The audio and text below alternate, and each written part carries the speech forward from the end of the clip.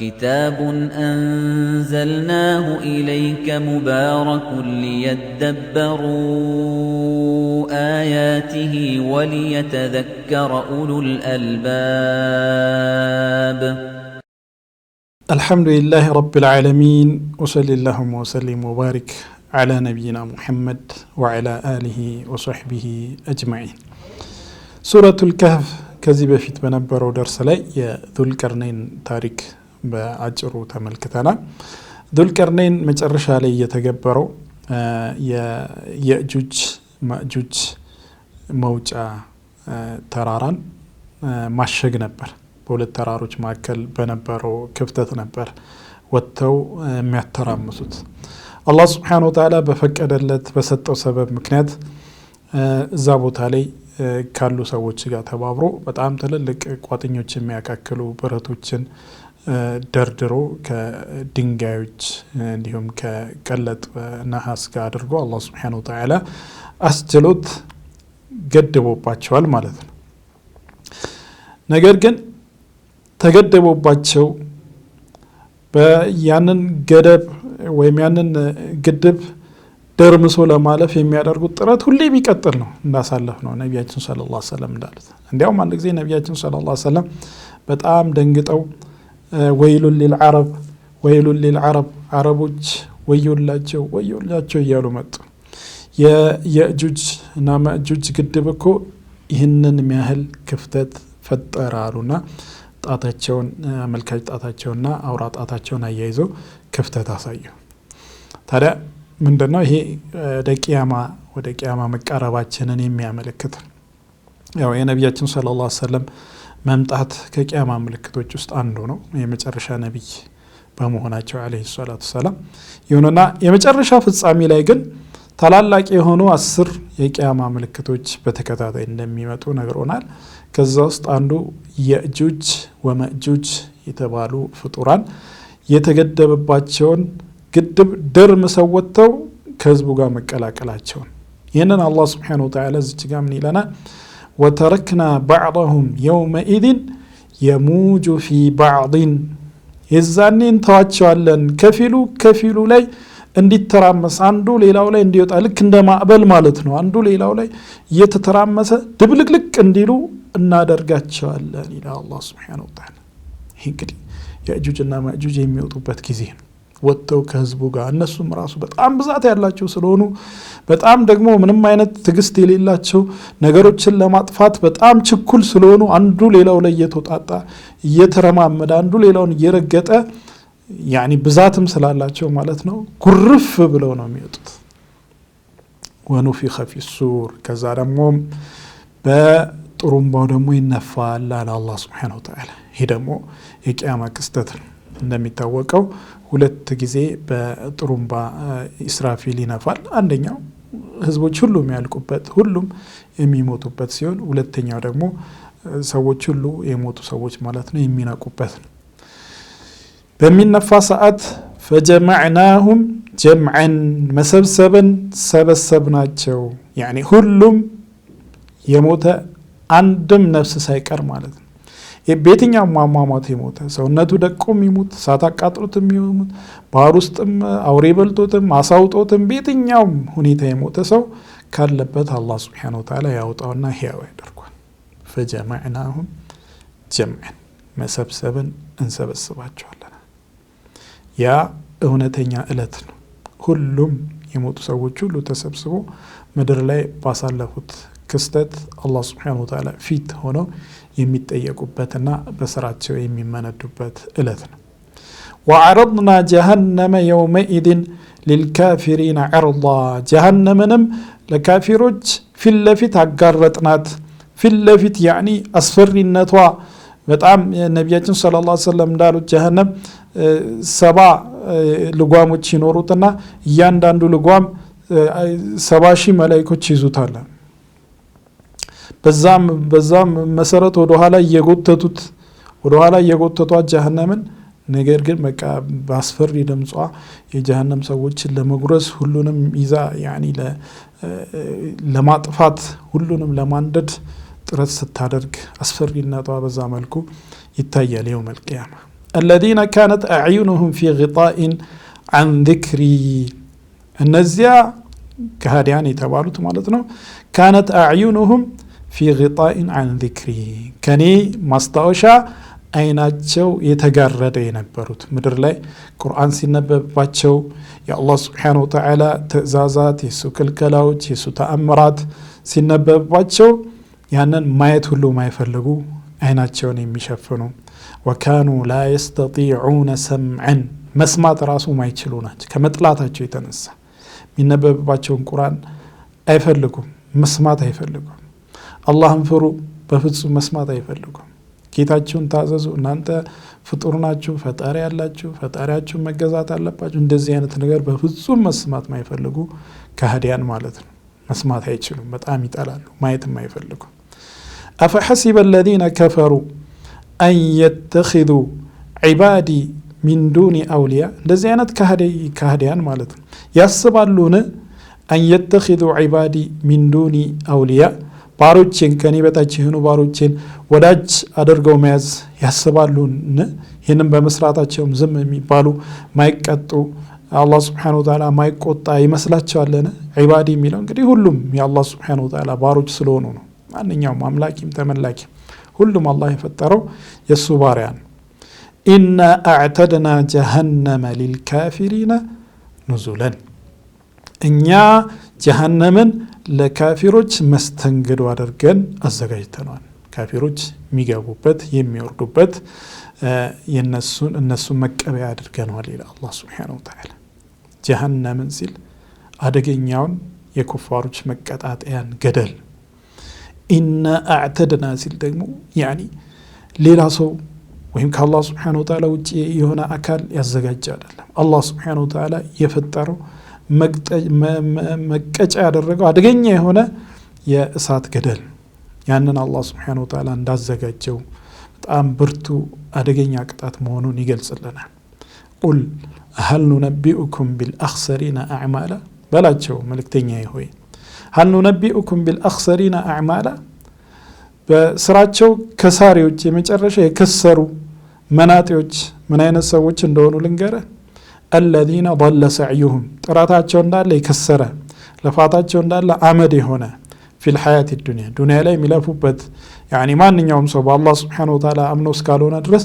ጥሩ ስራ ቢሰራ ራሱ ማለት ነው ሁሉም ስራው አመድ ተቀባይነት የለውም ለሰዎች መልካም ቢሆን ራሱ ለጋስ ቢሆን ለምስኪኖች ለየቲሞች የሚረዳ ቢሆን ራሱ ማለት ነው በአላህ Subhanahu Wa Ta'ala ካላመነ ጌታውን ካላወቀ ለጌታው ካልሰገደ ምንም ጥቅም የለው الذين ضل سعيهم في الحياة الدنيا وهم يحسبون أنهم يحسنون صنعا ነገር ግን እነሱ መልካምን ስራ እየሰሩ ስራን እያሳመሩ ይመስላቸዋል ስራን ማሳመር የሚቻለው የአላህን Subhanahu Wa Ta'ala መንገድ በመከተል ብቻ ነው በአላህ Subhanahu Wa Ta'ala በማመን አላህ Subhanahu Wa Ta'ala በተናገራቸው ነገር ሁሉ ማመን ለምሳሌ በእምነት መሰረቶች በአላህ ማመን መላእክቶች እንዳሉ ማመን መጽሐፍ አላህ Subhanahu Wa Ta'ala እንዳወረደ ማመን መልእክተኞችን አላህ Subhanahu Wa Ta'ala እንደላከ ማመን በመጨረሻው ቀን ማመን በቀደር በአላህ Subhanahu Wa Ta'ala ውሳኔ ማመን እነዚህ የእምነት መሰረቶች ናቸው ነቢያችን ሰለላሁ ዐለይሂ ወሰለም ስለ ኢማን ተጠይቀው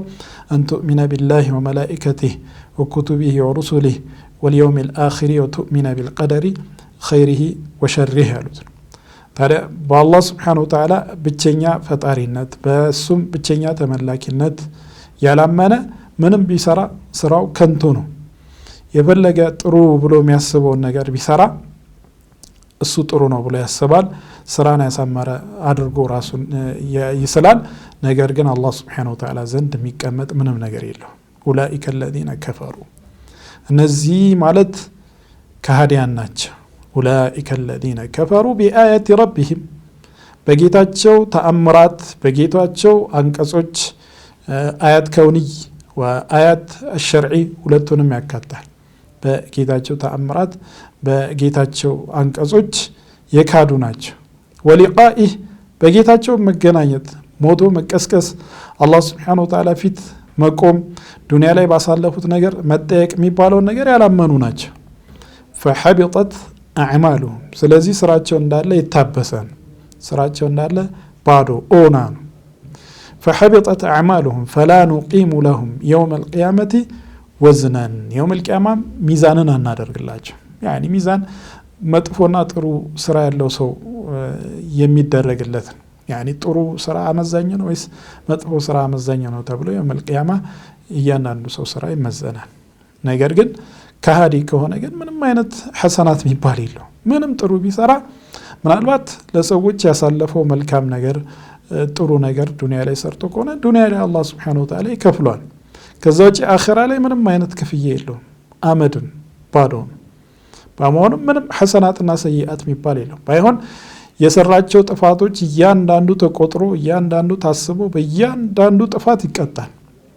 እንጂ ጥሩና መጥፎ ተብሎ የሚመዘነለት ምንም አይነት ሚዛን አይደረግለትም ማለት ነው ذلك جزاؤهم جهنم ይህ የነሱ መንዳ جهنم ነው ይላል አላህ Subhanahu Wa Ta'ala جهنم يعني የጽልመት ሀገር ጨለማ መጥፎ ያህያ የመሰለ ድምጽ የሚሰማበት የምግል እጅ መጥፎ ፈሳሾች የሚጠጣበት ሸጀረተ ዘቁም ሾካማ የሆነች ዛፍ ከጀሃነም መሰረት ምትበቀል ያን የሚበሉበት ዋይታ ጫጫታ ጩኸት የሳት ቃጠሎ ብቻ ያለበት ሀገር ከዛ መውጣትና መዳን የማይቻልበት እዛ ውስጥ ያለውን ቅጣት ሰቆቃ መከራ መልመድ መለማመድ መቻል የሚባል የሌለው ሁሉ ጊዜ አዲስ ሁሉ ጊዜ ትኩስ ሁሉ ጊዜ አቃጣይ كلما نضجت جلودهم بدلناهم جلودا غيرها እንዳለው አላህ Subhanahu Wa Ta'ala ቆዳቸው በስል ብለው በእሳት ተቃጥሎ ሲያበቃ አዲስ ቆዳን ቀይረላቸዋለን አለ በአዲስ መልክ ليذوقوا العذاب እሳትን እንዲቀምሱ ማለት ነው መከራ ስቃይ የተባለ እስከ ጥግ ድረስ የሚስተናገድበት ሀገር ነው ጀሃነም አላህ Subhanahu Wa Ta'ala ይጠብቃል ይህ የከሃዲያን ቋሚ መኖሪያ ነው ከዛ በፍጹም ሊወጡ አይችሉም ያንን ሊለምዱ ከዛ ሊያደናቸውም የሚችል ማንም የለም ዑሳቶች ኃጢአተኛ አማኞች ጀሃነም ውስጥ በጥፋታቸው ልክ አላህ Subhanahu Wa Ta'ala ይቀጣቸዋል ከቀጣቸው በኋላ ከጊዜ በኋላ አላህ Subhanahu Wa Ta'ala በሸፋዓ ወይም ያለ ሸፋዓ እንዲወጡ ያደርጋል ግን ጀሃነም ውስጥ ቋሚ ዘውታሪ የሚሆኑት በአላህ Subhanahu Wa Ta'ala ይካዱ በሱ ላይ ያጋሩ ስለ አላህ Subhanahu Wa Ta'ala ምንም ደንታ የሌላቸው ቂያማ የሚባል የለም የሚሉ መሞትና መቀስቀስ ከሞቱ በኋላ መቀስቀስ የሚባል ነገር የለም የሚሉ ከሃዲያን ጀሃነም ዝንታለም መኖሪያቸው ነው መሞት አይችሉም ራሳቸውን አጥፍቶ መገላገል የሚባል የለም خلاص ሞትም ራሱ አብቅቷል ሞት የሚቀመሰው አንድ ጊዜ ብቻ ነው لا يذوقون الموت إلا الموتة الأولى የመጀመሪያው ሞት እንጂ ሌላ የሚቀምሱት ሞት የለም خلاص አንዴ ሞትን ይቀምሳሉ كل نفس ذائقة الموت ብሎ አላህ Subhanahu Wa Ta'ala ደንግጓል እያንዳንዱ ነፍስ ይሞታል ከሞት በኋላ ከተቀሰቀሰ በኋላ ዳግም ሞት የሚባል የለም የጀነት ሰዎች خلود فلا موت የጀሃነም ሰዎችም خلود فلا موت መዘውተር መኖር እንጂ መሞት ማብቃት የሚባል ነገር የለም ነው የሚባሉት ታዲያ እነዚህ ከሃዲያን ምንዳ ጀሃነም ነው ቢማ ከፈሩ በመካዳቸው ምክንያት እንግዲህ አላህ በድሏቸው አይደለም ነገሮችን ግልጽ አድርጎላቸው ከመሞታቸው በፊት መንገድን አሳይቷቸው የሚያቁትን ፍጡር መሆናቸውን የሚያቁትን ፈጣሪ መኖሩን እንዲያምኑና እንዲቀበሉ ለዛ ፈጣሪ ደግሞ እንዲታዘዙ በተለያየ በርካታ በሆኑ ተአምራት ግልጽ አድርጎላቸው መንገድን አሳይቷቸው ነበር ነገር ግን አሻፈረኝ አሉ ካዱ ቢማ ከፈሩ በመካዳቸው ምክንያት ይህንን አደገኛ ቅጣት ይኖሩታል ማለት ወተخذوا آياتي ورسلي هزوا ተአምሮቼን وكذلك መልእክተኞቼን ማላገጫ አድርገው ስለያዙ ነው አላህ Subhanahu Wa Ta'ala ለነሱ ብሎ አዝኖላቸው መልእክተኞችን ይልክላቸዋል ተአምሮችን ያሳያቸዋል ሁሉ ጊዜ ማለት ነው ነገር ግን ማሾፊያ ማፌዣ ያደረጉት ሊቀበሉ ይቀርና ሊታዘዙ ይቀርና አላህ Subhanahu Wa Ta'ala ላይ ማላገጥ ፈጣሪ ላይ ነብይ ላይ ማላገጥ የአላህ ተአምራት ላይ ማላገጥ የሚነገራቸው ነገሮች ላይ ማፌዝ ይሄ የነሱ ባህሪ ያደረጉ ስለዚህ በጥፋታቸው እንጂ አላህ Subhanahu Wa Ta'ala በድሏቸው በፍጹም አይደለም በጥፋታቸው ነው ይለናል አላህ Subhanahu Wa Ta'ala ታዲያ እነዚህ አኺራ ላይ ክፉ ሰዎች የሚደርስባቸውን የመጨረሻ ውጤታቸውን በዚህ መልኩ ከነገረን በኋላ ቁርአን እንደተለመደው ተቃራኒውን ክፍል ደግሞ መልካም ሰዎችን ይነግረናል። ምን ይላል? ኢነ الذين آمنوا وعملوا الصالحات እነዚያ ያመኑ ደግሞ አላህ Subhanahu Wa Ta'ala በተናገራቸው ሁሉ ያመኑ ማለት ነው። ከልብ ያመኑ እውነተኛ እምነት፣ ጥርጣሬ ማመንታት የሌለው እምነት ማለት ነው። ያ እምነት ደግሞ ፍሬ ያለው በተግባር በንግግር የሚገለጽ وعملوا الصالحات መልካም ስራዎችን ይሰሩ አላህ Subhanahu Wa Ta'ala ያዘዛቸውን ራሳቸው ጥሩ የሚሆኑበትን ለዱንያም ራሱ ህይወታቸው የሚጠቅማቸውን አላህ Subhanahu Wa Ta'ala ያዘዛቸውን መልካም የሚሰሩ እንዲሁም ደግሞ የከለከላቸውን ደግሞ የሚርቁ። ይሄ የታወቀ ነገር ነው። ሸሪዓችን በአጠቃላይ የሚያዘው ማለት ነው ዱንያ ላይ ማለት ነው ለሰዎች ጥቅም ብቻ ያላቸው ናቸው ወይም ደግሞ ከጉዳታቸው ጥቅማቸው አመዛኝ የሆነ ነው። በሸሪዓችን የተከለከሉ ነገሮች ሁሉ ደግሞ ጉዳት ብቻ ያላቸው ናቸው ወይም ደግሞ ከጥቅማቸው ጉዳታቸው አመዛኝ የሆነ ነው።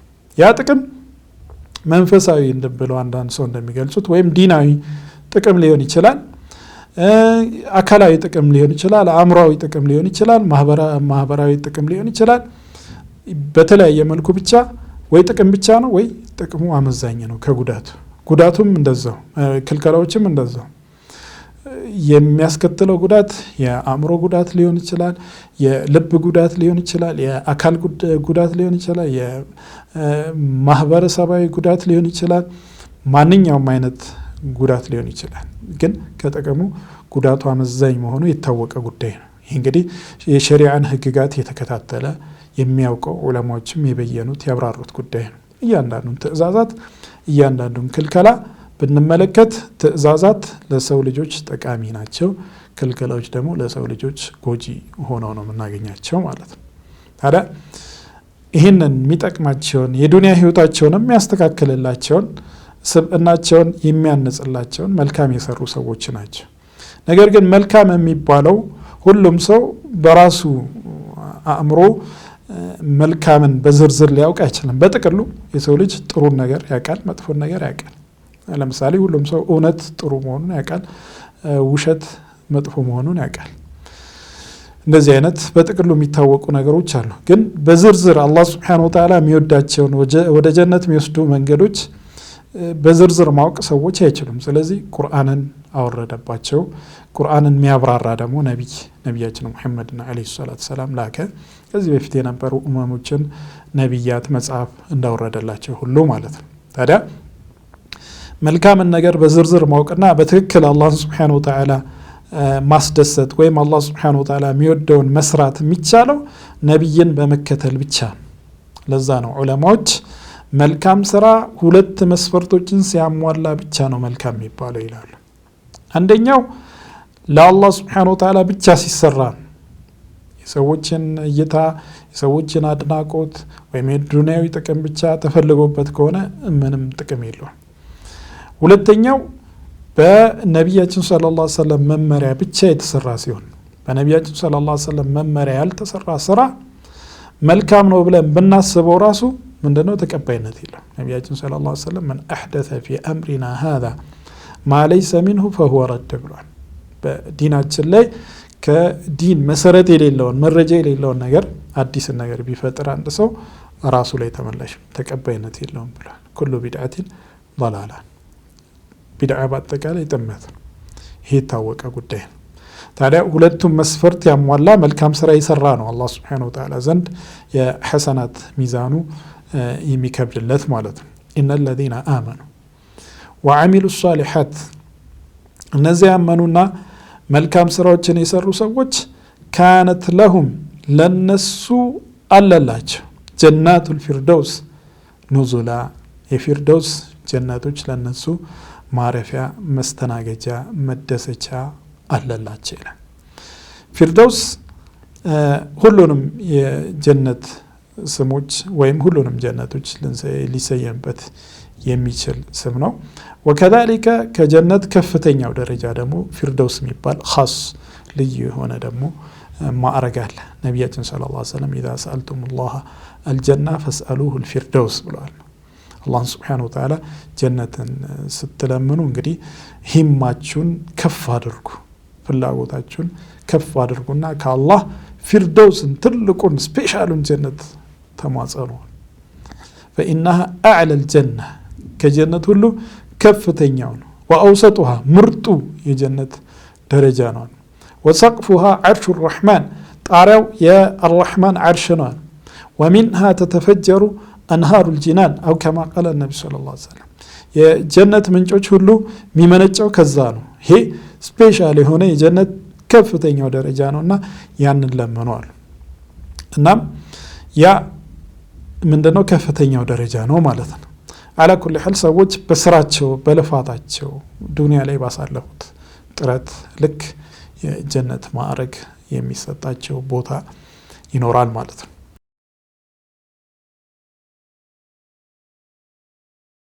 ኻሊዲነ ፊሃ እዛ ውስጥም ዘውታሪዎች ሲሆኑ አለ። ይሄ በጣም ደስ የሚለው የጀነት ስጦታ ያኒ በጣም ጸጋዎች እስከ ጥግ ያለበት ሀገር ነው አላህ ሱብሓነሁ ወተዓላ ለአማኞች የሚሰጠው። ሆኖም ደግሞ ዘውታሪ ናቸው። ዘውታሪ መሆናቸው በጣም የሚገርም ነው። መሞት የሚባል የለም። በዚህ ደስታ፣ በዚህ ምቾት፣ በዚህ ድሎት እስከ መቼ ነው የምኖረው ብሎ ከጠየቀ ዘላለም ነው በቃ خلاص። መሞት የለ፣ ማርጀት የለ፣ መድከም የለ፣ መታመም የለ፣ የሚፈልገውን ፍላጎት ማጣት የሚባል የለም። ወፊሃ ማ ተሽተሂህ الأنفس وتلذ الأعين ያለው አላህ ሱብሓነሁ ወተዓላ ጀነት ውስጥ ማ ተሽተሂህ الأنفس የትኛውም ነፍስ ጀነት ውስጥ ያለ ነፍስ የሚፈልገውን ሁሉ የሚያገኝበት ነው። የሚያስደስተውን ሁሉ የሚያገኝበት ነው። በቃ ዱንያ ላይ ህይወት ለማሻሻል ከፍ ለማለት ሀብታም ለመሆን የተመቻቸ ህይወት ለመኖር ሰው ጥረት ያደርጋል አይደለም። የምቾት የድሎት ጥግ መጨረሻው ጀነት ነው። በቃ ነቢያችን ሰለላሁ ዐለይሂ ወሰለም የገለጹት አገላለጽ እኮ በጣም የሚገርም ነው። ሰዎች በተለያየ መልኩ ድሎትን ምቾትን ሊያዩ ይችላሉ። በቀጥታ ባይናቸው ባያዩም ራሱ በሚዲያ ሊያዩ ይችላሉ። በጣም የተንደላቀቁ ሰዎችን ታሪክ ሊሰሙ ይችላሉ። በአሁኑ ሰዓት ደግሞ በኤአይ የተለያዩ ነገሮችን ሊስሉ በህልሙም የተለያየ በቃ ድሎትን ምቾትን ሊያይ ይችላል። ነገር ግን ጀነትም ምንድን ነው ያሉት ነቢ ሰለላሁ ዐለይሂ ወሰለም ፊሃ ማ ላ ዐይኑን ረአት ተመለከትክ የትኛውም አይን አይቶት የማያውቅ ነው ያለው እዛ ውስጥ። ፊሃ ማ ላ ዐይኑን ሲል ነኪራ አይን የሚለው ነኪራ ፊ ሲያቂ ነፍይ ነው። ያኒ የትኛውም አይን ማለት ነው። ድሎትን እስከ ጥግ ድረስ ያየ ለምን አይሆንም? ነገር ግን ጀነት ውስጥ የሚያየው ካየው ሁሉ የተለየ ነው። ለዛ ነው ጀነት ውስጥ ኢብኑ አባስ እንደሚሉት ለይሰ ፊል ጀነት ሚማ ፊ ዱንያ ኢላ አልአስማ።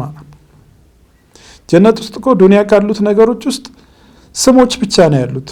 በስም ነው የሚመሳሰል። ጀነት ውስጥ ያሉ ፍራፍሬዎች ዙፋን ይባላል አይደል? ዱንያ ላይ ከምታውቃቸው ሁሉ የተለዩ በስም ብቻ ነው የሚገናኙት። የሚስት አይነቶች ቆነጃጅት ሑረል ዐይን ምናምን ይባላል። ግን አንተ የፈለካትን ቆንጆ ብታይ ዱንያ ላይ ካየሃት የተለየች ናት ማለት ከሰማውም የተለየ ነው። ወምንድን ያሉት ፊሃ ማ ላ ዐይኑን ረአት ወላ ኡዙኑን ሰሚዐት ወላ ኸጠረ ዐላ ቀልቢ በሸር በየትኛውም የሰው ልጅ ልብ ላይ ውል ብሎ ተስሎ የማይታወቅ ነው። እንግዲህ እንስላለን፣ እንመኛለን፣ እንዲህ ሊሆን ይችላል እንዲህ ሊሆን ይችላል ብለን እስከ ጥግ ድረስ እንመኛለን። ጀነትን በተግባር አላህ ሱብሓነሁ ወተዓላ ያሳያል። ስናየው የተለየ ነው በቃ خلاص። ያንን አላህ ሱብሓነሁ ወተዓላ በጣም ቅጽበታዊ ለሆነ የዱንያ ትንሽ ጊዜ ማለት ነው ሰብር አድርጎ ላለፈ ሰው ያዘጋጀው ነው። ዱንያ ከጀነት አንፃር በጣም ኢምንት ነው። ሁሉ ነገሩ ኢምንት ነው። ጊዜውም በጣም አጭር ነው። ምትድላላበት ምትመቻችበት እድሜህም ሁሉ ነገር ማለት ነው። ወጣትነት ወጣት ሆነ በሰውነት ጠንካራ ሆነ ፍላጎት ተማሎልህ ብሩህ አምሮ ኖሮ የፈለከውን ነገር ለማሳካት ብቃት ኖሮ በቃ ተድላለው ተመቻቸው ስትል አላህ Subhanahu Wa Ta'ala ደግሞ ጸጋዎችን አፍስሶብህ ዱንያን አመቻችቶልህ የምትፈልገውን ነገር ቆንጆ ሚስት ተለግሶ ምናምን ተመቻችተ ኖርኩ ስትል ወጣትነት ሲጀምሮ ያልቃል። በቃ አለፈ خلاص። እድሜህ በአጠቃላይ ከተወሰነ ጊዜ በኋላ አብቅቷል። ዱንያ ላይ ያለህ እድሜ ያልፋል ማለት ነው። ስለዚህ ዱንያ የመዘውተሪያ ጊዜ አይደለም፣ ልንሸነገልበት አይገባም። ያንን ልናለመው፣ ያንን አላህ ስብሓነሁ ወተዓላ ያዘጋጀውን ጀነት ከርቀት ልንመለከተውና ልንዘጋጅለት ይገባል። እዛ ውስጥ ዘውታሪ ናቸው ነው ያለው አላህ ስብሓነሁ ወተዓላ። ይህ በጣም ይገርማል። ጀነት ውስጥ የምትኖረው ለ10 ዓመታት አይደለም፣ ለ100 ዓመታት አይደለም፣ ለ1 ሚሊዮን ለቢሊዮኖች አይደለም የምትኖረው። ጀነት ውስጥ በቃ ትኖራለህ። ኖረ አሁንም ትኖራለህ። خلاص ሁሌ በደስታ ሁሌ በምቾት ጀነት ውስጥ አላህ Subhanahu Wa Ta'ala እንድትኖር ይፈቅድልሃል። በስነ ስርዓት ነፍስህን ይዘህ ሰይጣንን ጠላት አድርገህ ዱንያ ላይ ራሱ ለሚጠቅምህ ነገር ነው አላህ የጋበዘህ። በጣም ይገርም እኮ ነው። ዱንያ ላይ የሚጠቅምህን ነገር ብቻ ሰርተህ ስሜትህ ወደ ጉዳት ስትወስድ እሷን አልሰማም ብለህ ነፍስያህን ይዘህ ከተሻጋገርክ ይህንን ዱንያ አላህ Subhanahu Wa Ta'ala የምትዘወትርበትን የሚገርም ጀነት ይለግሰሃል ማለት ነው። ላ የብጉነ ዐንሃ ሒወላ፣ ከሷም ቅያሪን አይፈልጉም ማለት ዱንያ ላይ የፈለገ ምቾት ላይ በቃ የመጨረሻ የሚመች ሀገር ውስጥ የተመቻቸ ህይወት ውስጥ ብትኖር የተወሰነ ጊዜ ኖረ ትሰለቻለህ። በተለይ ገንዘብ ከፍ ባለ ቁጥር ሌላ ነገር ልዋጭ ትፈልጋለህ። ሌላ አየር ትቀየራለህ። ሌላ ቦታ፣ ሌላ የህይወት የኑሮ አይነት፣ ሌላ የደስታ አይነት መቀያየር ትፈልጋለህ። ምክንያቱም ዱንያ አሰልቺ ነው ምንም ቢሆን ማለት ነው። ጀነት ውስጥ ግን መሰልቸት የሚባል የለም። ተደጋጋሚ አሰልቺ ነገር የሚባል የለም። ሁሉ ነገሩ እየታደሰ የሚመጣ ነው። መሰልቸት የሚባለው ራሱ የለም። መሸበር የሚያስጠላ ቋቅ የሚልህ ምናምን ነገር የለም ጀነት ውስጥ። ላ የብጉነ ዐንሃ ሒወላ፣ ቅያሪን ልዋጭን አይፈልጉም አለ አላህ Subhanahu Wa Ta'ala። ይህ የአማኞች መልካምን ሰሪዎች እድል ነው። አላህ Subhanahu Wa Ta'ala ስለ ራሱ ሀያልነት በሱ ላይ ማጋራት በጣም አደገኛ ዙልም እንደሆነ በአላህ Subhanahu Wa Ta'ala ፈጽሞ ባሮች ማጋራት እንደሌለባቸው በመናገር ይሄንን ታላቅ ሱራ ያገባዳል። ቁል ለው ካነ አልበሕሩ ሚዳደን ሊከሊማት ረቢ በላቸው መልእክተኛ ሆይ ባህር በአጠቃላይ ምድር ላይ ያለ ባህር በአጠቃላይ የጌታዬን ንግግር የሚጽፍ ቀለም ቢሆን ኖሮ እየተነገረበት የሚጻፍበት ቀለም ቢሆን ኖሮ ለነፊደ አልበሕር ባህር ራሱ ያበቃ ነበር። የአላህ Subhanahu Wa Ta'ala ንግግር ሲጽፍ ባህር ሰፊው ዓለም እልቅ ይል ነበር። ቀብለ አን ተንፈደ ከሊማቱ ረቢ፣ የጌታዬ ንግግር ከማለቁ በፊት ባህሩ ራሱ ያልቅ ነበር። ወለው ጂእና ቢሚስሊሂ መደዳ፣ አምሳያውም በጣም በርካታ ጭማሪዎች ብናመጣ ራሱ አለ። ሌላ ማያት ላይ አላህ Subhanahu Wa Ta'ala ወለው አነማ ፊል አርድ ሚን ሸጀረትን አቅላሙን ወልበሕሩ የሙድሁ ሚን ባዕድህ ሰብዐቱ አብሑሪን ማ ነፊደት ከሊማቱላህ፣ ምድር ላይ ያሉ ዛፎች እንዳሉ መጻፊያ ብዕር ቢሆኑ ኖሮ ባህሮች ሁሉ የሚነከርባቸው ቀለም ቢሆኑ ከዛም በኋላ ሌላ 7 ባህር ቢጨመርበት ከዛም በላይ ያለ ቁጥር ስፍር ቢቀጠል የአላህ Subhanahu Wa Ta'ala ንግግር አያልቅም። አላህ Subhanahu Wa Ta'ala እውቀቱ አያልቅም፣ ንግግሩ አያልቅም፣ ችሎታው የሚያበቃ አይደለም፣ እዝነቱ የሚያበቃ አይደለም። ሁሉም ባህሪያቱ የአላህ Subhanahu Wa Ta'ala ዳርቻ ያለው መጨረሻ ያለው አይደለም። ይህ የአላህ Subhanahu Wa Ta'ala ባህሪ ከአእምሮ በላይ ነው። ሰዎች ከሚስሉት ከሚገምቱት ሁሉ በላይ ነው። ወልአወሉ ወልአኺር ወልዛሂሩ ወልባጢን ወሁወ ቢኩሊ ሸይኢን ዓሊም። ታዲያ ይህንን ሀያል ጌታ ዘወትር ልናመልከው፣ ልንገዛው፣ ልናከብረው፣ ልንሰግድለት እንጂ እሱን ልንክድ በሱ ልናጋራ በፍጹም አይገባም። ለዛ ነው መጨረሻ ላይ ምን አለ? ቁል ኢነማ አነ በሸሩ ሚስሉኩም በላቸው መልእክተኛ ሆይ እኔ እኮ እንደናንተው አምሳያ ሰው እንጂ ሌላ ምንም አይደለሁም በላቸው። እኔ ሰው ነኝ፣ خلاص እበላለሁ፣ ጠጣለሁ፣ ጸዳዳለሁ፣ ይርበኛል፣ እደክማለሁ፣ እረሳለሁ፣ እተኛለሁ፣ ሰው ነኝ። ነቢያችን ሰለላሁ ዐለይሂ ወሰለም ሰው መሆናቸው ግልጽ የሆነ ነገር ነው። በዚህ መልኩ ቁርአን ላይ የተለያዩ ቦታዎች ላይ ግልጽ አድርጎ እንዲናገሩ ያደርጋል። ምክንያቱም ኃያሉ አላህ Subhanahu Wa Ta'ala ብቻ ነው። የመጨረሻ የሰዎች አለቃ ነብያችን ሰለላሁ ዐለይሂ ወሰለም አነ ሰይዱ ወለዲ አደም እንዳሉት የአደም ልጆች ሁሉ አለቃ ነኝ ብለዋል። የነብያት ሁሉ መደምደሚያ ናቸው። የሙርሰሎች ሁሉ የበላይ ናቸው። ከኡሉል ዐዝም ከተላላቅ ነብያት ከአምስቱ ነብያት ኑህ፣ ነብዩላህ ኢብራሂም፣ ሙሳ፣ ዒሳ ከነዚህ ሁሉ አምስተኛው የበላይ ነው ነብያችን ሙሐመድ አለይሂ ሰላቱ ወሰለም። ነብያት ጋር ያለው ፈዳኢል ሁሉ እሳቸው ጋር ተሰባስበዋል። አላህ Subhanahu Wa Ta'ala ሙሳን በቀጥታ እንዳናገረው ነብያችን ሰለላሁ ዐለይሂ ወሰለም ለይለቱል ሚዕራጅ በቀጥታ ያለ አማካይ አናግሯቸው። ወተኸዘ አላሁ ኢብራሂም ኸሊላ ኢብራሂምን ነብዩላህ ኢብራሂምን ልዩ ወዳጅ አድርጎ ይዞታል ብሎ አላህ Subhanahu Wa Ta'ala ስለ ኢብራሂም እንደተናገረው ነብያችንም ሰለላሁ ዐለይሂ ወሰለም ኸሊሉር ረህማን ሆነዋል። ተኸዘኒ አላሁ ኸሊላን ከመ ተኸዘ ኢብራሂም ኸሊላ ብለዋል። ኢብራሂምን ኸሊል እንዳደረገ እኔንም ኸሊል ልዩ ወዳጅ ስፔሻል ወዳጅ የሚገርም ነገር ነው። የአላህ Subhanahu Wa Ta'ala የተለየ ማንም የማይደርስበት ወዳጅ ነብያችን ሰለላሁ ዐለይሂ ወሰለም ከذلك ነብዩላህ ኢብራሂም ይሄ ሁሉ ሸረፍ ይሄ ሁሉ ክብር ያላቸው በጣም የላቁ ከሰዎች እጅግ በጣም የመጠቁ በፍጹም ሊደረስባቸው የማይችሉ ታላቅ ሰው ናቸው። ነገር ግን ምንድናቸው? መጨረሻ ላይ ግን መخلوቅ ናቸው፣ ሰው ናቸው፣ ፍጡር ናቸው። በመሆኑም ሊመለኩ አይገባም። ብዙ የተሳሳቱ ሰዎች حتى በእስልምና ስም እንደሚያጠፉት ማለት ነው።